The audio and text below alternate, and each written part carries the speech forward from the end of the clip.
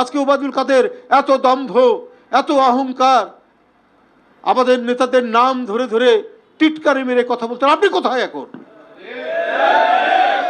পার্শ্ববর্তী দেশ থেকে হাসিনা হুঙ্কার দেয় তার নেতা কর্মীদেরকে যে তোমরা আক্রমণ করো, মানে তার ভাষাটা বললে এরকমই হবে, তোমরা নেমে পড়ো। তার যে মিনিমাম একটা অনুশোচনা থাকবে,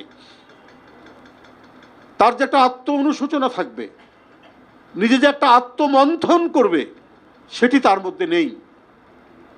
এত রক্তপাত, যে শিশু বাচ্চার রক্ত পান করতে পারে, কিশোরের রক্ত পান করতে পারে, তরুণের রক্ত পান করতে পারে, তাদেরকে ওবায়দুল কাদের বলে এরা যখন রাজপথে এরা রাজাকারের বাচ্চা, সেটারও উত্তর দিয়েছে এই বাচ্চারা কত সুন্দরভাবে কবিতার ছন্দে।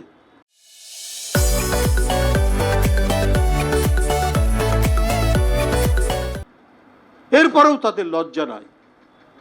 তোরা যদি ভালো কাজ করতিস, তোরা মানুষের যদি কল্যাণের কাজ করতিস, জনগণের ক্ষমতা যদি জনগণের কাছে যদি আপনারা ফিরিয়ে দিতেন, তাহলে তো আপনাদের পালাতে হতো না।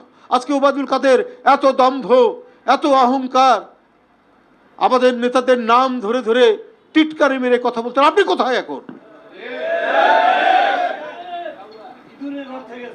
তাহলে এটা তো বড়, মানে কি রাষ্ট্র নিয়ে এরা কি খেলাধুলা করেছে, রাষ্ট্র নিয়ে এরা খোলামকুচি করেছে, খোলামকুচি বানিয়েছে এরা রাষ্ট্রকে নিয়ে। আজকে লুকিয়ে থেকে অন্য দেশ থেকে আবার হুঙ্কার দেয়, উস্কানি দেয়।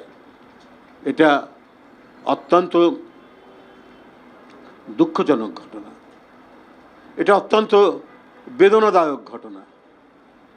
আজকে পাশাপাশি আমাদের এই অর্জনের মধ্যে দিয়ে আমরা সত্যিকার অর্থে যে গণতন্ত্র, সেই গণতন্ত্রের বিকাশের জন্য তো কাজ করতে হবে। অবাধ সুষ্ঠু নির্বাচন একটি শর্ত, সকলের অংশগ্রহণ এবং নির্ভয়ে ভোটাররা ভোট কেন্দ্রে যেয়ে তাদের পছন্দসই লোককে তারা ভোট দেবে। এটা তো 17 বছর পায়নি। এটা তো অন্তর্বর্তীকালীন সরকারের একটা বড় ধরনের কাজ। এই কাজটা তো তারা দেখাতে হবে। তারা এই বিতর্ক তো নিয়ে আসছেন, আগে স্থানীয় সরকার, তারপরে সংসদ নির্বাচন। কেন? একটি রাজনৈতিক দল, তারপরে কিছু অন্যান্য নেতারা, কিছু নেই, সবাই না। তো মূল কথা হচ্ছে যে রাজনৈতিক শক্তির উত্থানের জন্যই তো আমাদের এই 17 বছরের সংগ্রাম, যে রাজনীতি কারা করবে এবং কোন রাজনৈতিক দল দেশ শাসন করবে সেই ক্ষমতা জনগণের, সেই ক্ষমতাটা কেড়ে নিয়েছিল শেখ হাসিনা আইন শৃঙ্খলা বাহিনী, র্যাব ট্যাব ইত্যাদি দিয়ে।